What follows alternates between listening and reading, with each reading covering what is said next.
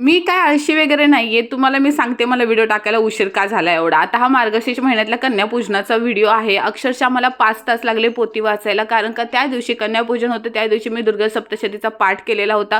मार्गशीर्ष महिन्याची पोथी, बाकीचं कुंकुमार्चन हे करायला एवढा उशीर लागतोच. म्हणून मी थोडंफार मदतीला माझी भाऊजंसुद्धा आलेली होती. आल्याच आम्ही कामाला लागलेलो होतं, कारण का कन्यापूजन म्हटलं ना किती मुली जेवायला येतील मला काय माहीत नव्हतं.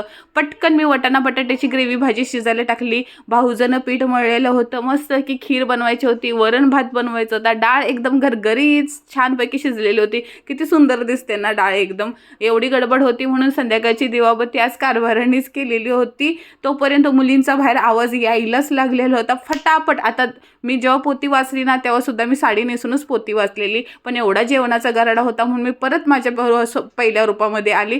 पटापट साडी नेसून आता मला आपल्या आईला नैवेद्य दाखवायचा होता, पोरींना आता वाढायचंय.